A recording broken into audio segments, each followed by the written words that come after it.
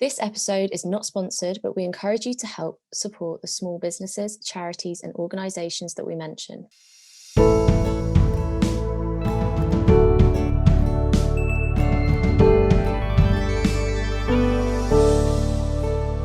Hi everyone, welcome back to Our Circle. I'm Jess. I'm Rhiannon. And today we have someone who is a big part of my circle. I have my boyfriend and Mila's dad, Joe Walker-Scriven. Yay! Thanks for coming on. Hello, thank you for having me. Pleasure to be here. We're actually in the same house. Yeah. I'm upstairs, Joe is downstairs. But just for audio purposes, this is kind of the best setup for us. Mm-hmm. We've invited you on today to talk about fatherhood. Definitely. There's so many questions that I've wanted to ask you. And I want to ask, I guess, from a male perspective anyway on fatherhood. So I think this is such a great, I'm like, yay, I can get the tea here. And I'm sure Jess probably has questions as well that she hasn't got to ask you before. So I guess diving straight into it, how do you feel that fatherhood's going so far? Yeah, really good. I absolutely love it. It's something I knew I always wanted to do.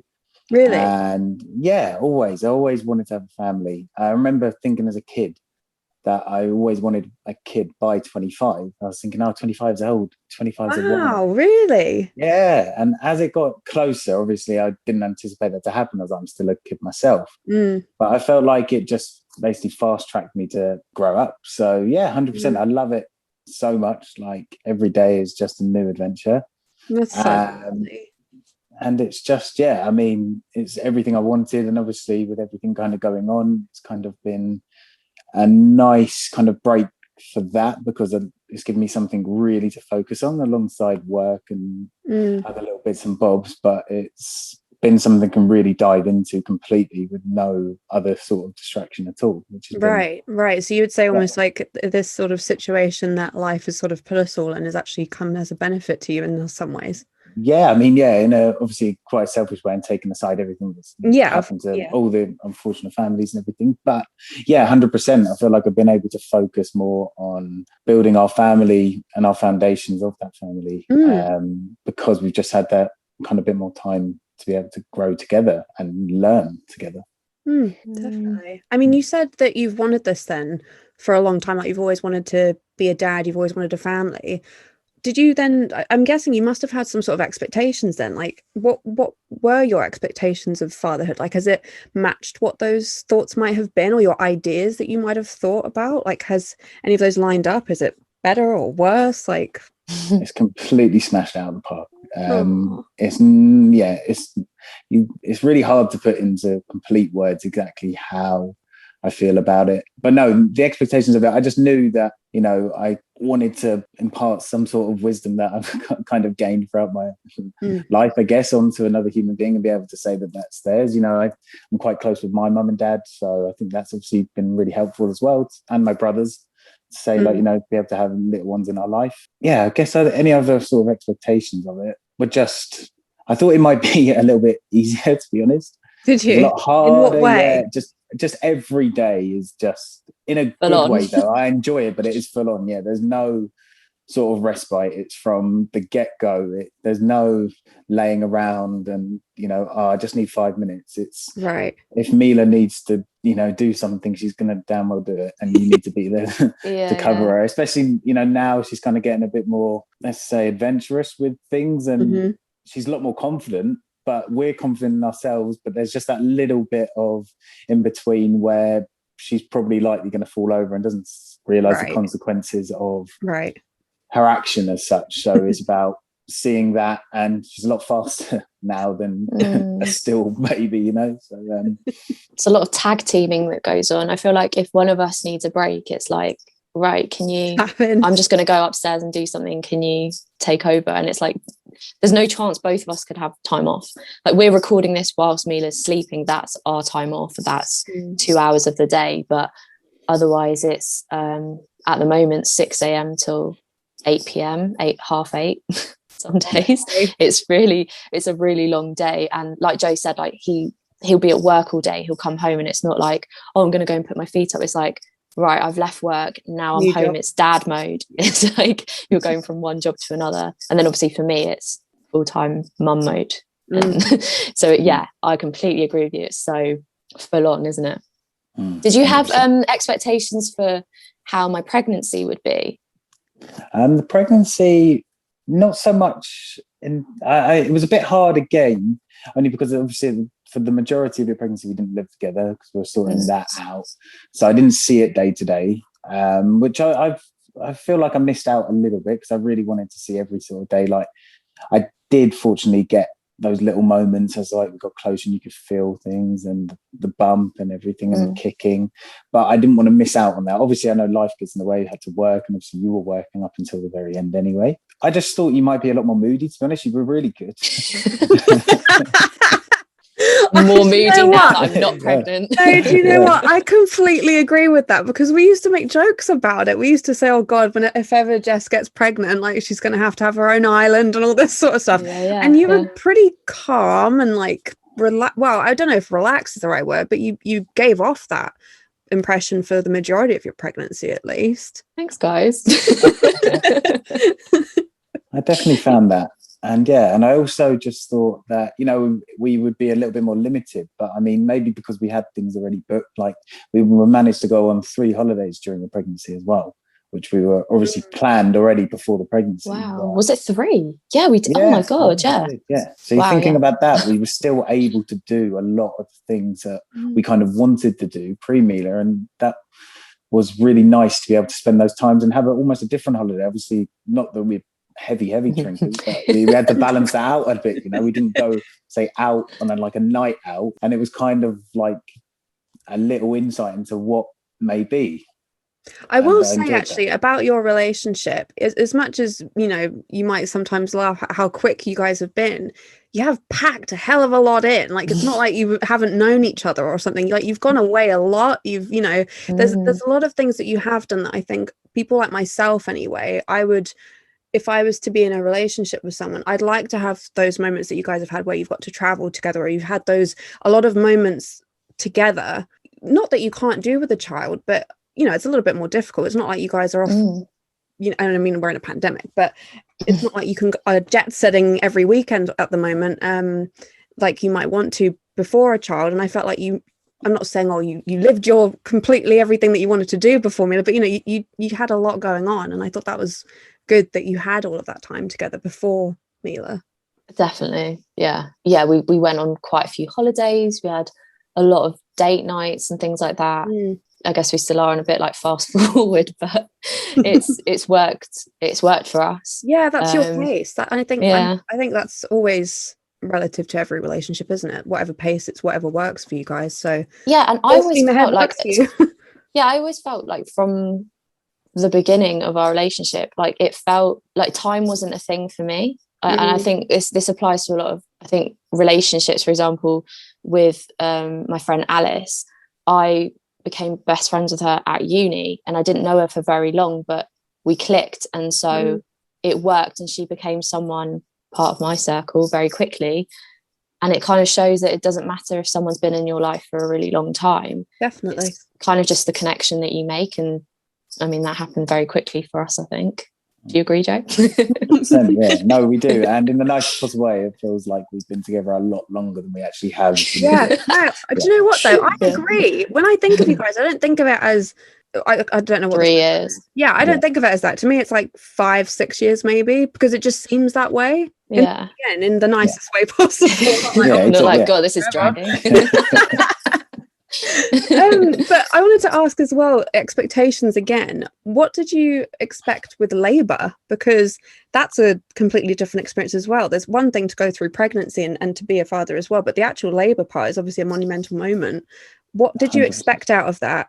And how did you experience it? Because Jess, I know your memory is a little bit hazy, isn't it, when it comes to So again, I thought it would be a lot more stressful. At first, it obviously was. Alarm bells went. So Jess had like a 24-hour labour pretty much. Right. So from the get-go, that was completely stressful. I was like, I remember actually we were living with my parents at the time, and everyone was kind of just going to bed, getting ready to kind of settle down for the night. And Jess's waters broke. So the first thing, Jess calls me in terror, tells me what's going on. I called my dad in terror, told him what's going on.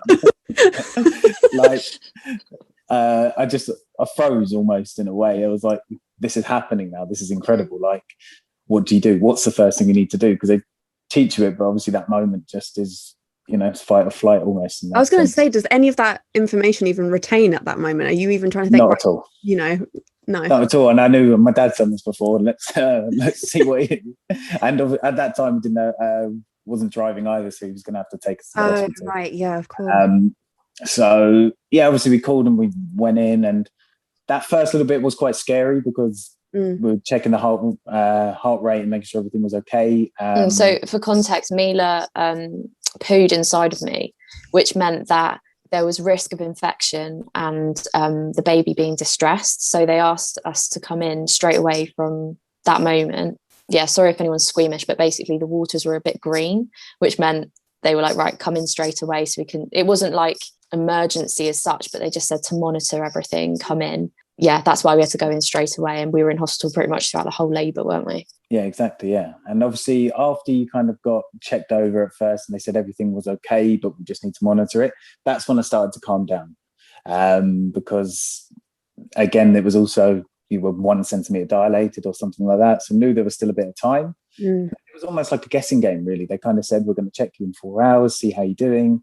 When they say that to you, are you like, oh my God, 4 hours? Like, yeah, it sounds like a long time. So that was midnight. So you're thinking, 4 a.m. So I was just counting down the, almost like the seconds of 4 a.m. Can't sleep, obviously. It's just excitement. And then it just kind of, time just seemed to kind of go by. It felt like a weirdly normal day. Like, not for me. We were just like I know obviously in that first little bit was a bit scary, but then obviously up to about lunchtime, I think that's when Jess decided to have her epidural. So obviously that meant that her bottom half was kind of like numb pretty much. And that's when she really started to calm down herself, because obviously she was getting contractions before that a lot and feeling them really heavy. And we thought we were close, but we were a bit further away. I was like, whoa, like if this isn't, I'm only 4 centimeters dilated. I was like, epidural, give it to me.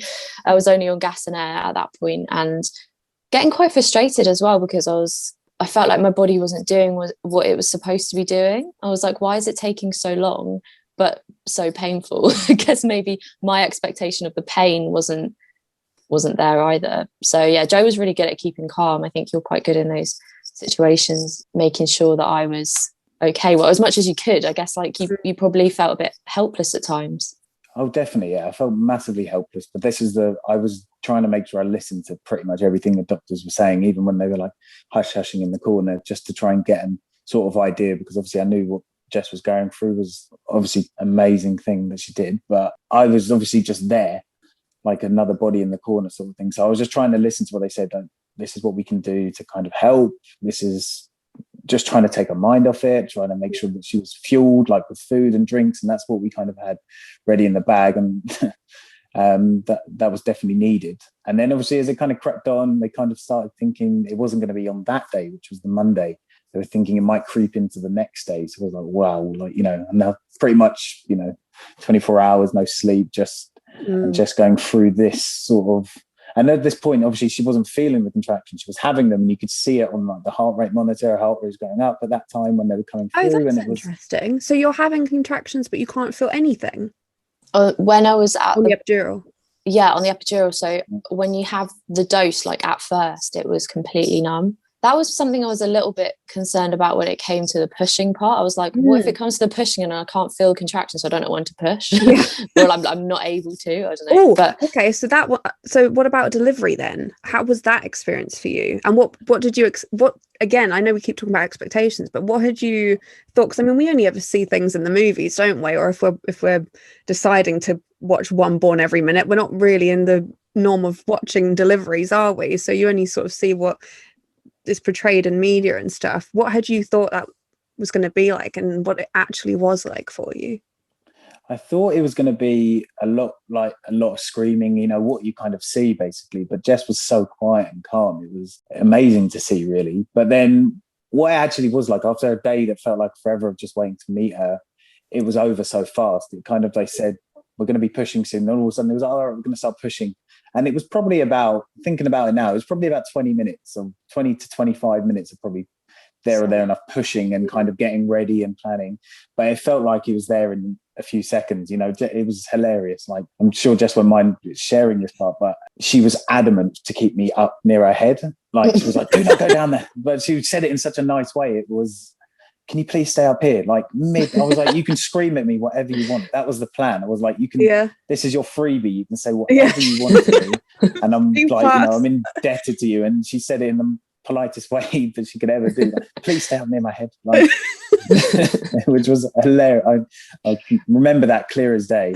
And then just literally standing there trying to hold her hand, just being like, what do I do? She's sweating, she's pushing, she's doing everything. And I'm just here like, go, like a cheerleader. Do it. So I was like, yeah, come on, just do it. And again, listening to the doctors, they kind of were preparing to use maybe forceps or something to try and just, because the pushing was really going well. And then I just remember seeing on Jess's face, it just like almost like clicking, like, I'm not using forceps kind of thing. I remember her saying this to me. She's like, nope, that's not happening.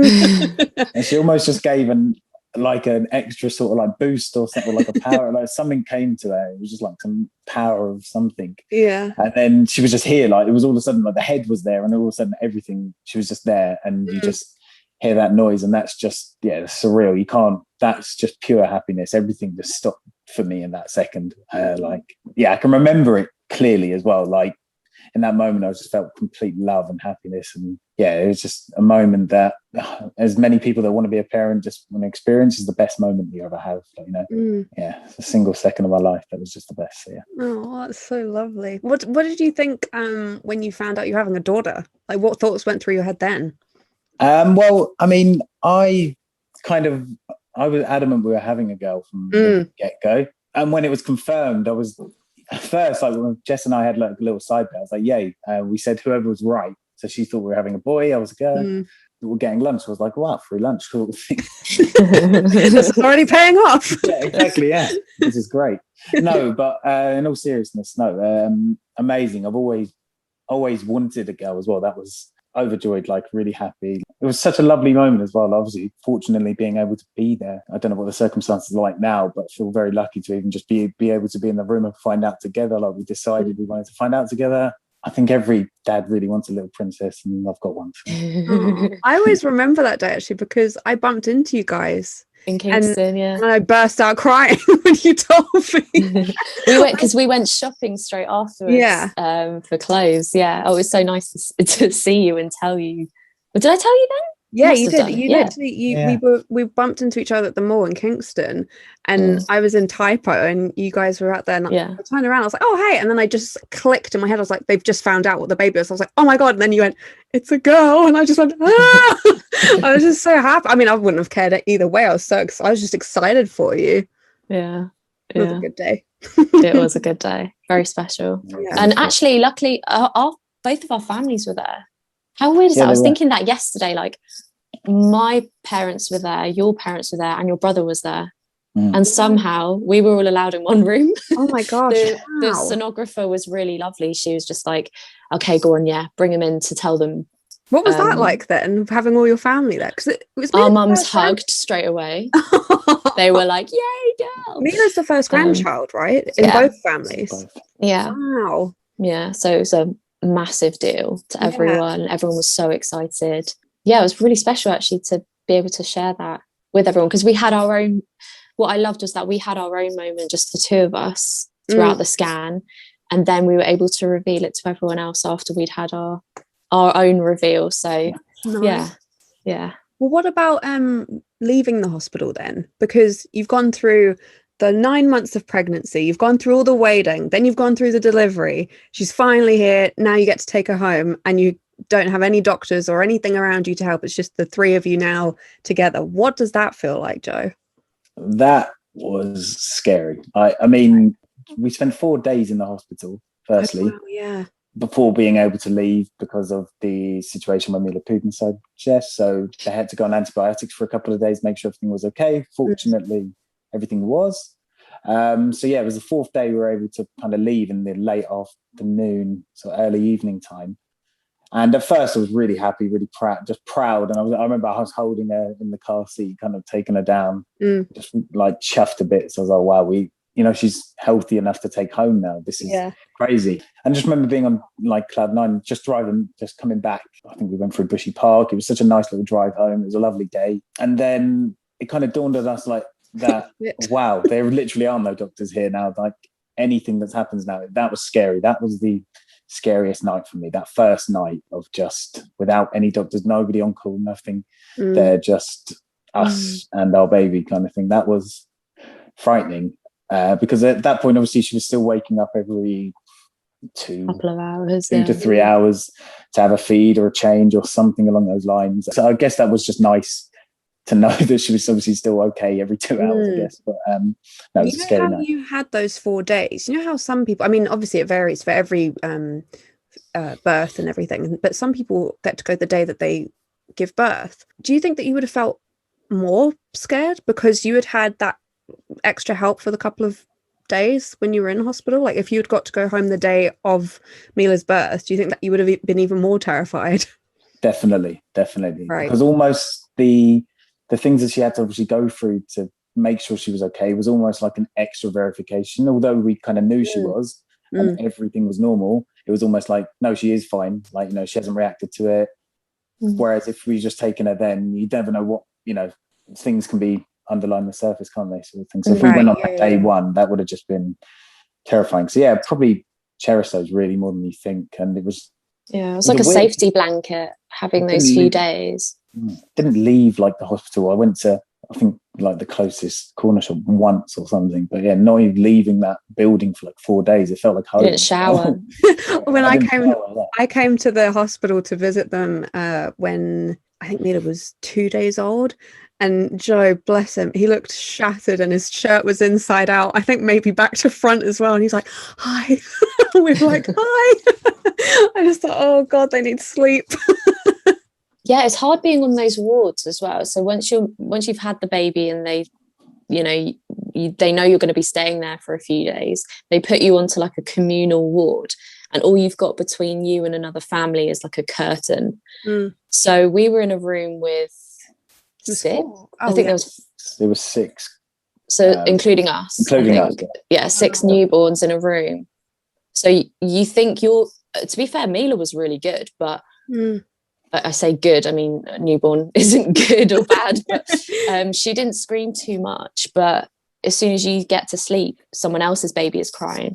So it's like you're never getting any rest because you're going to be constantly woken up by someone else's baby even if yours is sleeping. So that part was hard because we were sleep deprived, but like, I felt like if we were in our own space where there was a bit more peace and quiet, we might have got a little bit more rest, but maybe we would have been, like you said, we would have been awake worrying, not having that sort of medical help like on our doorstep. At least like if we had a question, we could literally just leave, like literally out of the room, ask a midwife to come and we could ask them anything. That for me, I felt calm and it felt nice kind of just having the two of us have that time with Mila just for those first few days. And I'm assuming they were able to monitor you as well, shortly, as well. Yes, I was on antibiotics as well. Again, just in case there was an infection. They didn't actually confirm if there was one or not. They just said, like, just in case we give you the medication. I was feeling okay. Like, I was able to shower. I was able to go to the toilet. I was able to do things. You didn't have a C-section or anything for anyone wondering? No, I didn't have a C-section, but I did have to have stitches down below because I did tear a bit. But yeah, I guess, to be honest, I didn't really care about them monitoring me. It was more Mila. Like, I didn't feel like I needed monitoring, really.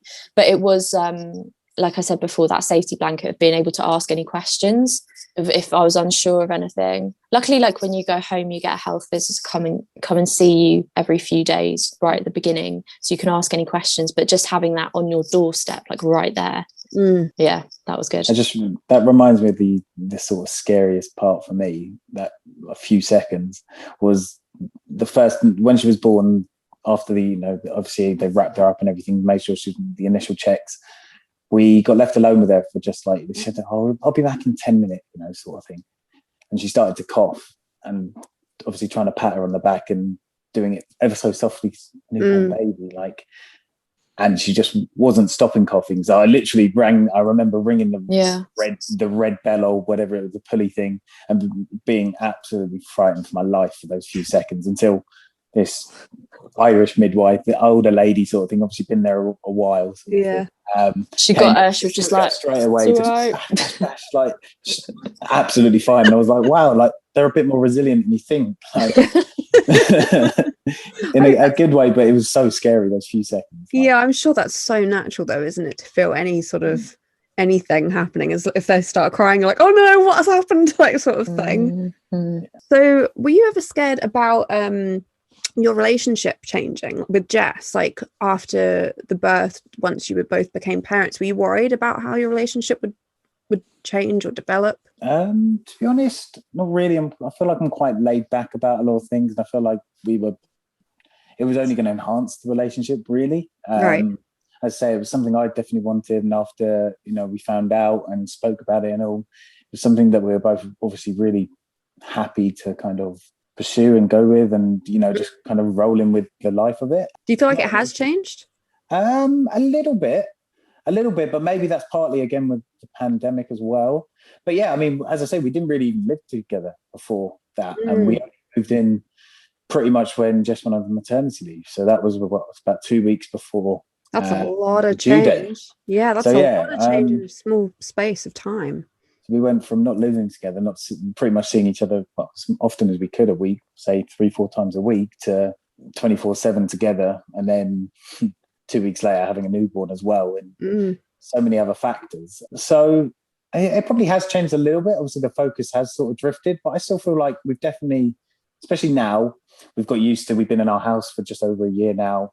Obviously, we've had Mila nearly 18 months. So I think we are making the time for each other a lot more, and just making the most of everything, making those little moments together. And, as I say, like these sort of moments where she's asleep and I'm off from work a couple of days a week or something, we really try and utilize this time to have like our sort of time as well, which I think we both try and do as often as we can. So I think that's a massive factor. But I think we've always been very good at talking and talking about feelings and how we feel in certain situations. So I think if it does crop up, we kind of nip it in the bud, or that extra effort is kind of reinforced.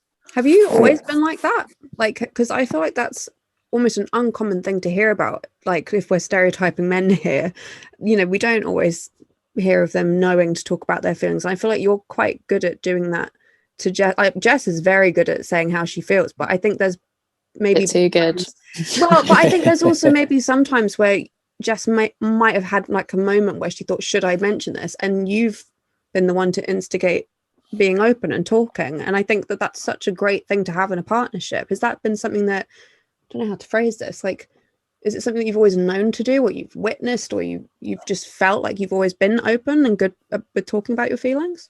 Not really, to be honest. I feel like I can be quite closed off and bottle things up until it kind of became to the fruition. I think the smaller sort of things can fester a little bit, but if there's something big that happens, and I feel like I'm much better at talking about somebody else's feelings and helping them through that situation. So obviously if Jess expresses something, I feel like I can stay calm and level it out and try and see some sort of side to it from that. But no, I think I've definitely improved as well in myself, like definitely talking about my own ones and own little worries and quirks and things. But yeah, I think just because I kind of get into this mode where it's like we need to crack on sort of thing. So it's like, let's almost get it done with so we can move on to the next joyous thing sort of thing. Right. So to you, it's almost like, well, to be able to move on, we have to talk about it because that's the way it's going to get fixed sort of thing. Yeah, definitely. Right. Yeah. And I think it can take me a bit of time. But as I say, I think we both bring out the best of each other in that situation where Jess will worry a lot more than I'll kind of level it out, and then she'll get it out of me sort of thing. So it's I think I'm good at I think I'm good at seeing when something is bothering you, and then I think I just kind of pry it out of you, because I'm like, right, come on, let's get it out, because it's either going to play on your mind all day and it's going to erupt somehow, so we might as well just get it out onto the table now, and hopefully I can help squash whatever it is. I think that's something that you both have done since becoming parents, because you're like, we need to get this sorted so that we can then crack on with whatever Mila needs? Or were you both like this before Mila, like your relationship? I mean, you say that our relationship hasn't changed much. I think that there have been some major changes in terms of what we worry about. Before, if we were like worried and something was on our mind, it might be like an insecurity about our relationship that wasn't necessarily the truth of it, but something that we were worrying about in our head. And maybe that was something we would comfort each other about. But I feel like since having Mila, those kind of insecurities aren't really there. It's not like, I think we've shown each other our commitment and every day we show each other that. And I think now the worries are slightly different. Like this morning I was worried about Mila not needing me as she gets older. I'm planning to stop breastfeeding. I was going to I think I did my last feed last night, but we'll see how tonight goes. So I think that's been playing on my mind. And I think, I was saying to Joe, I was crying. I was like, I'm so worried that Mila's not going to need me anymore. What if she hasn't chosen me as a mum? What if she grows up and she's like, I don't really want you as a mum? I don't know. That's just what was going through my mind. So my worries, I guess, are more Mila focused, I guess. And I think because we're both kind of going through it as parents, I think we're really good at being able to relate to each other on certain issues and helping each other through them, because we're the only ones going through that, if that makes sense. We're both Mila's parents, so chances are we're both feeling like similar feelings about her getting older, or certain worries about her hurting herself or something happening to her. Yeah, that makes a lot of sense, because you two are ever going to be the only parents to Mila. You are her parents, so therefore that is the one thing that you two will always have in common, and no one else will have that in common with you. That makes a lot of sense. That's a good point, actually. Yeah, you're right. Like any of those almost insecurities that were sort of there before have definitely become like insignificant now. Well, that's nice. Yeah. I wanted to ask, and sorry, this is a bit invasive, but you did say yes to them. I wanted to ask, did you ever worry about sex after having a baby? Because you hear a lot of, I don't say rumors, but a lot of people sort of say, oh, it feels different. Probably the only thing was, would we have it again? No, again, to be honest, not really. No, like it wasn't ever a concern for me. Like it's not something that I desperately ever always kind of need or anything. Like it's obviously a nice expression of our love and everything, but no, I think again, just post baby, it was more just we were so focused on Mila and everything, and obviously Jess needs that time to heal anyway, so it just wasn't in my mind really. It was just everything else was going on, just getting used to it. And then obviously as and when we were able to kind of be intimate again, it was just one of those where it's kind of more sort of cherished a bit more now, because there's just that little bit, like you can only do it at certain sort of times when it feels right. And the only other thing is that you might be too tired to do it or something like that, or you might be preoccupied with a worry or a concern or something that's going on. Or I mean, did you ever worry about Mila walking? I mean, I suppose it's different now because she's in her own room, and then obviously she was a tiny baby when she was in your guys' room. So did you ever worry about her being in the same room or walking in? Oh, definitely. Yeah, that is something that probably would, soon she'll be moving into like a sort of smaller bed. She's in her cot right now, so she can't get out of that. But yeah, definitely that'll be a concern, because we know that she's quite needy and clingy, especially at the moment. So if she's not going to fall asleep, she's quite quick. That's the thing. And it's not the biggest, and it's not the biggest house, but she knows how to open things, and she's only getting bigger. So that is definitely a concern. But I think that's for a little bit in the future kind of coming up. But honestly, no, nothing really a concern, just after post baby or anything, or even how it sort of feels. And yeah, I can't say that I've noticed any sort of difference either. Are you worried, Jess? 100%. I think. Were you worried for yourself or because of Joe? Like, were you worried that Joe would feel different? Both. Right. I think the first time we did it after I had Mila, I was saying it to you whilst we were doing it. I was like, does it feel different? Is this different? Because I was just really worried. You get this. Sorry if this is really graphic, but you worry that it's going to be like some gaping hole and it's just going to not feel good. And obviously it's not all about how it feels to the man. It's obviously how it feels for the woman as well, but it's just, you have to ease yourself back into it. You have to go at your own pace. And I think there's so many different factors to it. I think it's not spoken about a lot. And I think I found it difficult when I'm holding Mila all day. I've got Mila attached to me. So there's this term, touched out, which, you know, means that you've had so much physical time with a person all day that sometimes at the end of the day, you just want to be on your own.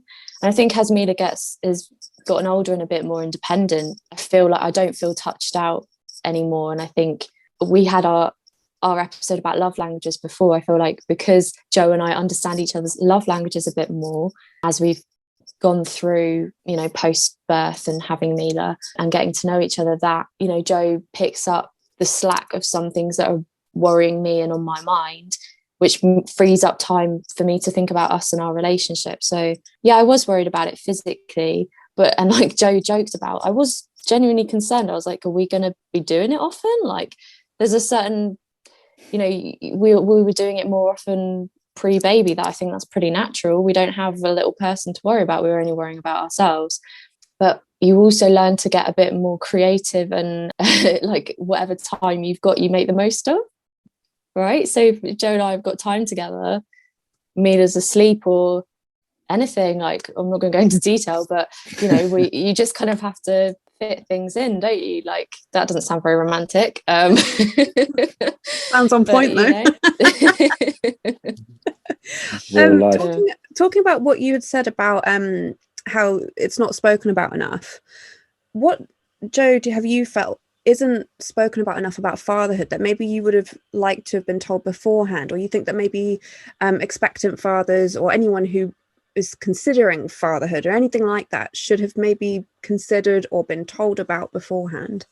Firstly, probably that it is literally full on, like it completely consumes you. Like my complete life has changed and for the better. But yeah, as little as something like what you use with your free time to what you do with your sleeping pattern or something like that. Going to the toilet, you can't go to the toilet by yourself. Yeah, true. Very true. I would say before you had Mila, obviously you, like we said before, we were only thinking about ourselves, and something I think you really enjoyed doing is buying clothes and buying shoes. Like that was a big thing that you did. That's what you spent your money on. But we were saying the other day, we both can't remember the last time we bought something for ourselves. And we both asked each other, like, do you mind that? And we were both like, no, like not at all. We've not ever once thought like that's, oh, I wish I could buy myself this or this. Like you just don't care about those more materialistic things anymore. So I guess that's like a positive thing to kind of tell future dads about, is that you're not going to care about those new pair of trainers or whatever anymore. Yeah, you will never buy yourself, or you'll very rarely buy yourself something like almost like needless. I mean, everyone needs these sort of things, but needless again. Yeah, the only other things I'd get are for work and things like that, and everything else is for something for the house or for the family or for Mila or something like that, which I absolutely love. I really love being able to treat her and, you know, help build this house into our home sort of thing. So that's what I was saving for without really knowing, and that's where the money's going now, and that's what I like to kind of use it on. Was there anything maybe whether that's during pregnancy or in the delivery or something that you didn't know about, or you I mean, I know you said that you've expressed the certain things that you might have been concerned about specific to your situation, but was there anything that you thought, yeah, I should have been warned about this, or I wish I had more information on this beforehand? Or I mean, you are quite laid back, so I feel like a lot of things do get just sort of taken in your stride, but is there anything that you'd think stands out that a lot of guys should be told, or even supportive wise, like how they should support their partner? Well, I mean, I'd say like the first thing would be like the person that, you know, the mum is more resilient and the baby is more resilient than you think. I remember when we first found out, I got the bus back home and we were going over bumps on the bus, and I was like, oh my God, what if Jess goes over a bump and the baby's gone, sort of thing. And I was like, it's a silly thought, but that was going through my mind. Obviously it was going everywhere at that moment. I had the whole world had changed, but something like that. So like mum and baby are definitely going to be more resilient than you think. The time between the scans, like from obviously the first one you're able to see is 12 weeks, obviously because they only get to a certain size by that point. But the wait between the 12 and 20 week is long. But, trust your instincts on that. Like mum's okay, baby's going to be okay kind of thing. If she's concerned, you're the one who needs to sort of help sort of calm her down. Like there will be days that are going to be tough and she's going to be worried and you're going to be worried. But if she's feeling normal in herself, just try and find that and be like, you're okay in yourself. Let's calm down because that's what you're doing for the baby. We only fortunately had to run into like the hospital once other than the planned visits that we had, and everything was fine. And I think that was just because I was able to be there for Jess and sort of nip it in the bud and be like, you're okay. You've got a bit of a raised temperature, but you're fit, you're healthy still. So just kind of keep the partner calm in those situations because they're going to have them. As I said, Jess was pretty good, not that moody throughout the whole time, but there are times that were tough for her, obviously. And it's your sort of responsibility to be the level head there, regardless of the situation. Yeah, I like that. I think that's useful information for everyone to take, for anyone listening out there who might be becoming a father. Do you feel like your parenting style is different to what you expected? Like what would you think that your parenting style is? Do you think that you're laid back? Do you think that you're quite strict? Where do you feel like you fit there? I'm definitely a lot stricter than I thought I would be. Interesting. Like how? 100%.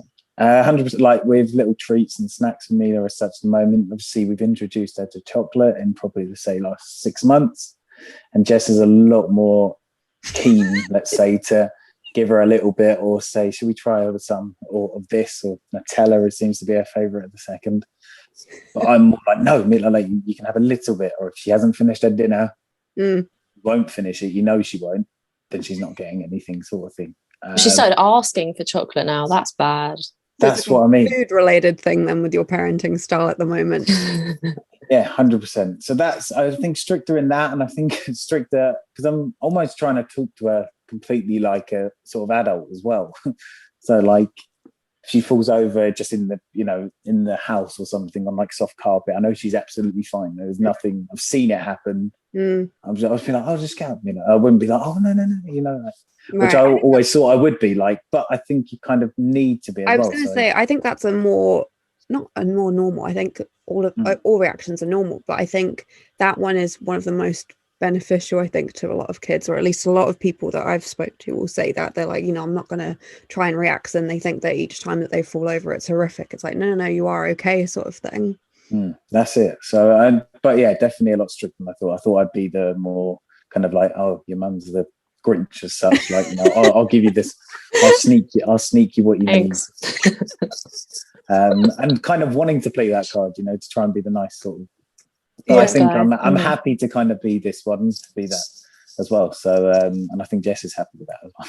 So, yeah, I don't know if it'll change though as she gets older. Oh, I think it will. Yeah, I think at the moment we're good cop, bad cop, but it might switch in the next few years. Who knows? We kind of joke saying she can't go to parties and stuff now or anything in the future. So. Yeah, no boyfriends. No boyfriends. That's one, and she's kept to that promise so far. So we had some of our listeners ask some questions for you, and I just want to ask one of them now. Where was it? Someone has asked, what is the best day of fatherhood so far? And I think it's obvious that Mila being born would be one of them. So I want to take that one out of the equation. So apart from Mila being born, what would you say one of your best days of fatherhood's been so far? That's a great question. I like it. That first sort of day at home alone sort of thing. So not the night of taking her home, that next day, I was so happy to have had 24 hours with her basically at home, being like, wow, this is kind of the start of the rest of our life. And yeah, it was really successful. I think we high-fived or, had a little moment to reflect and said, we've spent 24 hours with her now at home. We've kind of done it. Like, that's the hardest bit out of the way to make sure she was okay. So that was quite a big day for me. And again, kind of like in a selfish sort of personal way, I think actually I only passed my driving test a few months after she was born. That was quite a big day for me, because that was something I was really scared and concerned about doing. It's something I wasn't that interested in. I'm still not that really interested in cars as such and how they kind of work, but actually passing and being like, it was kind of like Mila was the spur, like having a child was like, I need to get this done now. So actually ticking that off the list felt like I was doing it almost for her, but I was so chuffed for myself. And I was like, that's something you've never wanted to do. You've always declared. I remember saying to my mum as a kid, like, if I have a wife in the future, if I buy the car and she drives it, is that fair? So that moment was amazing. I was like, I've done this, and I felt like Superman in that sort of moment. Like, I was like, I can do anything. This is for her. Like, I can do. Yeah, I feel like she gave me that sort of will to do it, and I feel like that's really boosted my confidence throughout the last sort of year as well, with like work-related things and just going forward in the house and stuff like that as well. So I think that was a big stepping stone for me without really realising at the time. Yeah. How else have you felt that you've developed in yourself since having Mila? I think I've had to become sort of more hands-on with, especially obviously we weren't, as I keep saying, we haven't lived together before. We're now in our own house. So doing things in and around the house is the buck stops with me, you know, like I'm the, you know, do things like DIY. I don't say I do them well or completely 100% yet, but just I have to do that sort of thing. Like I have to put this curtain rail up, I have to, you know, look at the shed and get the garden done and sorted. And they're my jobs now, they're my responsibilities. There are other titles that I've taken on. So that, and making time for that, and just being sort of like house proud in that. And also more like sort of work oriented as well. Like I moved jobs just after sort of Mila was born, like a month later, because I took an opportunity of more of a sort of career progression. It was kind of going back into retail, something I hadn't done since I was like early teens sort of thing. It was my first job, sort of selling, you know. So kind of taking a step into that, it was the unknown, and I wasn't sure if I was going to like it, but I feel like I thrived in that as well, because it's more of a career than I've ever sort of had, and I enjoy it as well. And it's my little sort of outlet from being like a dad. It gives me a little bit more to my sort of personality vibe, which is why, you know, I applaud Jess even more so, because don't get me wrong, I'd love to spend every minute I can with Mila, but to be able to have that little snippet of the outside world, I guess same for a lot of people. Yeah, this past year. But you've also got a promotion at work within 6 months of being there. Yeah. And you've got a qualification as well. You've taken an exam and gained a qualification. Yeah. So I think there are lots of things that you didn't enjoy doing previously. Like you famously don't like doing exams and things, but you kind of pushed yourself in order to progress. And do you think that's because of Mila? Do you think? Definitely, 100%. Yeah, she's the driving force behind pretty much everything that I do. That's so lovely. Everything one good. One of the questions that someone asked was, "Does fatherhood change you?" And I think it. I mean, obviously, you're still yourself, but it sounds like from everything you've said, being a father has become a driving force to do more. So it does change you, but in a way that's, I guess, helping you strive to be the better you, which is brilliant. Definitely, because I mean, as I said, like, I'm close with my parents originally, but I'm really close like with my dad, and I see myself trying to be like my dad, and you know, he's my role model for everything that I do. So, and I see how good he is with me, with Mila now. He's like, yeah, she's the apple of his eye, like completely. It's amazing to see. I love it. But with my brothers as well, and obviously he has a job and relying on a home and knows everything about everything. I call him about how to do things around the house and stuff like that, but he's kind of passing that down to me. And I really enjoyed those moments. It was like, we haven't obviously been able to have too many again, but those little sort of like father-son moments that they kind of classically say, and I feel like I'm going to be able to have those moments with Mila in the future in a different way. I was going to ask, do you feel like fatherhood has made you closer to your parents? I think I was close, but yes, definitely.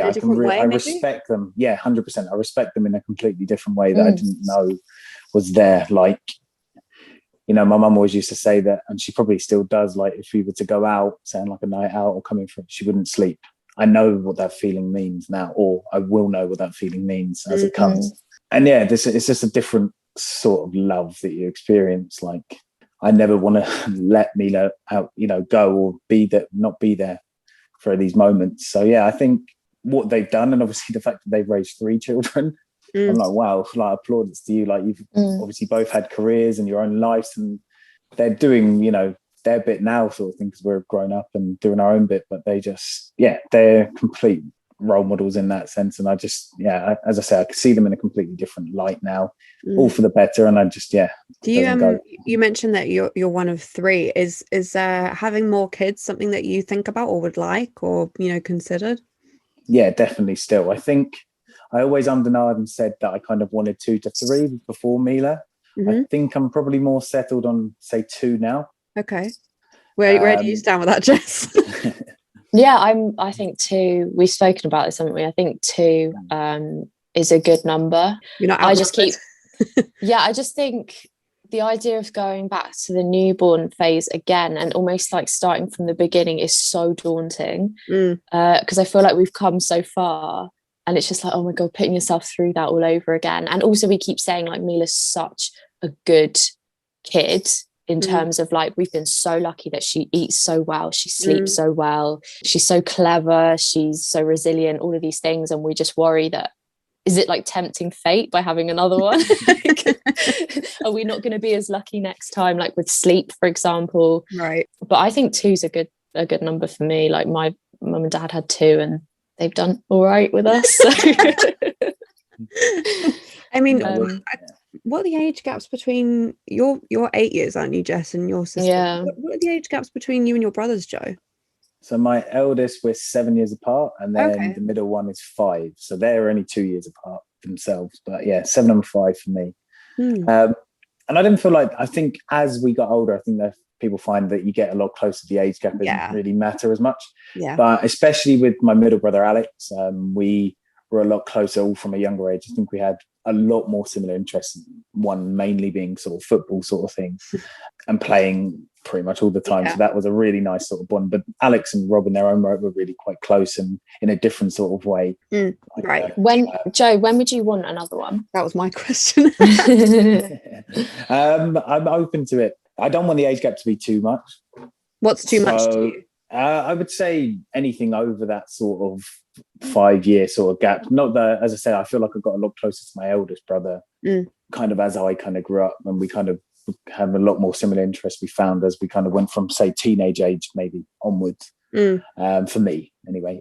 So probably under that sort of bracket of 5, like, or up to that 5-year sort of bracket, so that they can kind of have some similar sort of times in school and go through the sort of similar sort of situations. I know obviously social media and phone and everything is that, so maybe in that same sort of bracket, so it's maybe a bit easier for us to control as well. I always think I always think the rule should be wait till one's out of diapers, and then it means that will help you guys out a lot. Because imagine just that's a good point. When people, I mean, if more props to you if you want to have 4 under 4, but gosh, I just think the people who do all of those sorts of things where they're multiple children, all very dependent on you, that's a lot.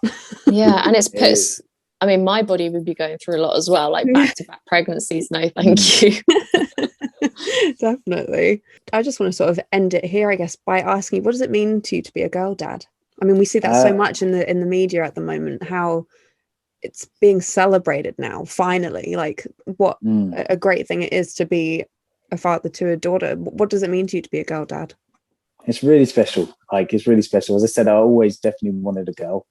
I always wanted a little princess to be able to just treat and, like, do everything with. And I think it's this really special bond. You see it like between like a dad and his little girl. So and I feel like I have that as well.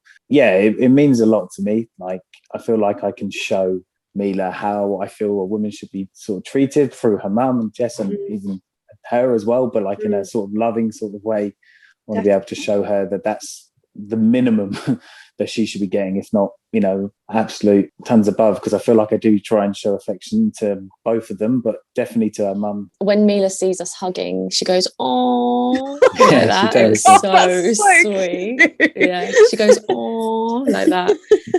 I love that. Cute. I love that. Adorable. Yeah, so she's paying attention to it now, and I think just kids pick up on it, don't they? They pick up. They do, yeah. So it's different energy, yeah. Recognize that. And I want to, whatever she wants to do, whatever she wants to be, that's absolutely fine with me. So like, I'm happy regardless. Like, it's just support her and whatever. Exactly. Yeah. Oh, this is so wholesome. Well, it's just how I feel, and Yeah. I was already going to be outnumbered regardless, so I'm outnumbered now completely. So if in a nice way, I love it. So we always ask our guests, what makes up your circle? So what would you say makes up your circle, Joe? Yeah, I've been thinking about this a lot actually. So but it's quite simple for me. It's genuinely friends, my family, and football, really, to be honest.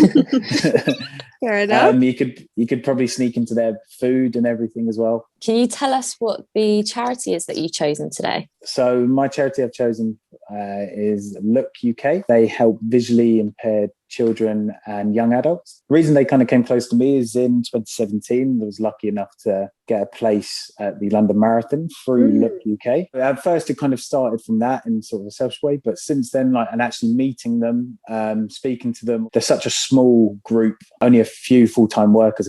I don't know how many it is right now, but at the time it was like 5 or 6 full-time workers, and really relying on people becoming mentors and mentees for the young people that they help, and really just trying to make the most of the quality of life you can still have being visually impaired or completely blind. There's a lot of things you can still do, and they're really trying to push that and support that in the young adults, and trying to help them thrive and find the things that they can be creative with and do. So how can people support them? And they do donations. I believe you just go through the website. It's look-uk.org.